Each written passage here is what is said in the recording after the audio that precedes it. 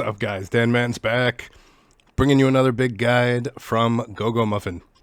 So, as we've seen in the game now, we're getting Echoes of War within the next day, roughly exactly 1 day to be exact, from the release of this video, because this will be up soon.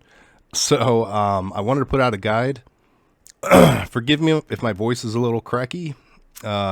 We got a severe storm lately, so it's been really cold. And I got a kind of weird cold. But I'm going to try and make the best of this. So, Echoes of War. We're going to be going over every single detail that you need to know. Just a big disclaimer and a warning. This is not easy. When it releases, not a lot of people are going to be doing it. Minimum, you need 700,000 power. Minimum. 650,000 for healer and tank, 700,000 plus for DPS, easily.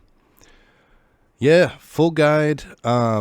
Huge shout out to Lune. Also, I got a lot of the information from the Korean server. They are ahead of the global server by about 2 class changes. So we've been able to pull a lot of information from there. Pretty awesome. Yeah, let's get into it. Alright guys, so just as I had mentioned, this is not an easy boss. There's actually 3 difficulties to this boss. When we first start out, we're going to be unlocking difficulty 1. Gradually you'll unlock the next difficulties. So as you can see here on the screen, I have the difficulty 1.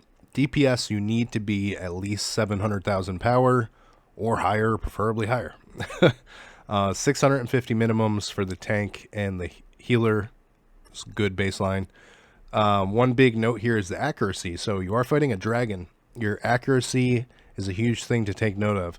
So if you don't know how to check what your current accuracy rating is on the boss, when you click into the Echoes of War menu, you'll see on the right hand side the challenge bonus and the monster's details. You need to click on the monster's details, and that is where you will see your accuracy rating. So as you can see here, I used my own accuracy as an example. I currently have 99.8%, but on the dragon, I'm only getting 96.76% accuracy. So you need to increase your accuracy for this dragon. Alright guys, so I got a few big recommendations.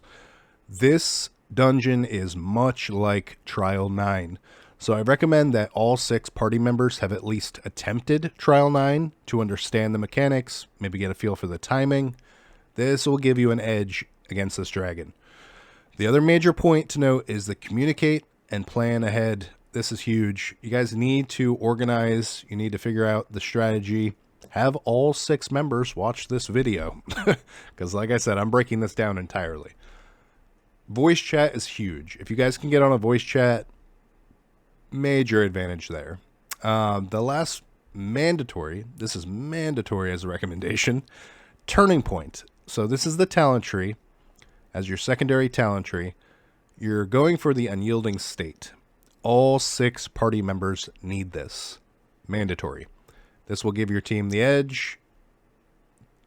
Worry about dying 1 time less. The healer will be able to heal you back up. Mandatory. Alright guys, let's go. This is the big brunt of it. This is essentially, as I said, T9. Trial 9. If you haven't ran it yet, I don't know what you're doing, go back, run it. These are the shared mechanics between Trial 9 that you need to be aware of.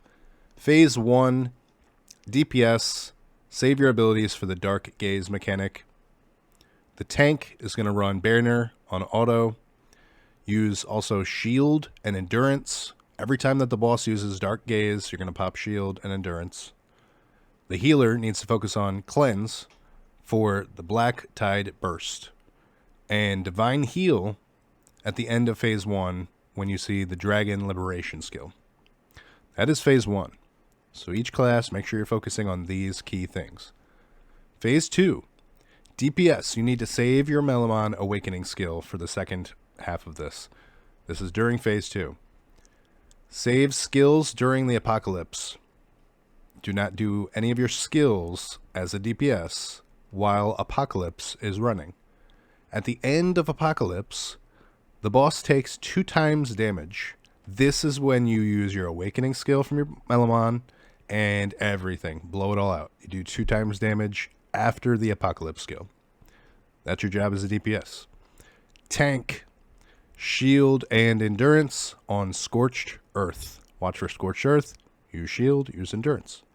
Make sure that you keep moving. Do not stay still for more than 4 seconds, as this blows up the entire area.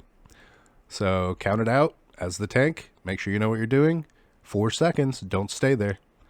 Healer. You no longer need to cleanse. Woo! But you still need to focus on Divine Heal on Apocalypse. So Apocalypse, Divine Heal. At this point, you could switch it quickly over to auto. Just put your cleanse on auto. That's a good way to do it. Mechanics, guys. This is the brunt of it. Make sure that you're doing it. Each class has their position. You guys got this. Alright, guys. Now here is the fun part. This is what makes this dragon fun. Multi-Chaos Infusion. When the boss is on the second phase, and the boss gets down to 50%, so the boss is almost dead, we're almost there, it's going to trigger Multi-Chaos Infusion. And what that is, essentially, is he's going to target 2 players on your team and shoot black mist at them. They need to move to individual tiles, and that tile will explode. That will clear the black mist.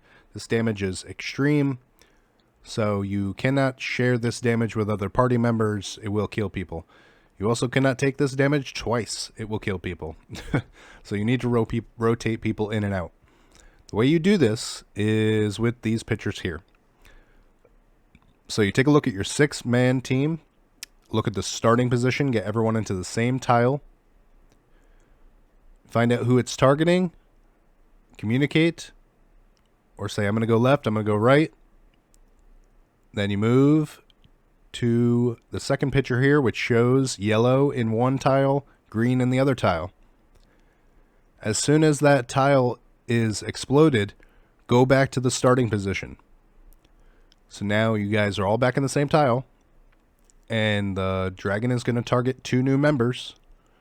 Here in the third picture, it's going to show that pink is now in their own tile. Purple is now in his own tile. Wait until that triggers again. Return to your position. Return to the same tile. Final targets. You guys will go do the same thing. Rinse and repeat. This is how you beat this mechanic.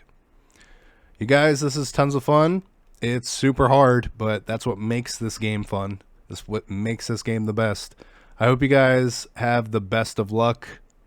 Make sure you guys teamwork, communicate. Everything I've mentioned here, this guide is depth. Alright, you guys, it's been fun. Please like and subscribe, and I'll see you guys in the next one. Have a good night.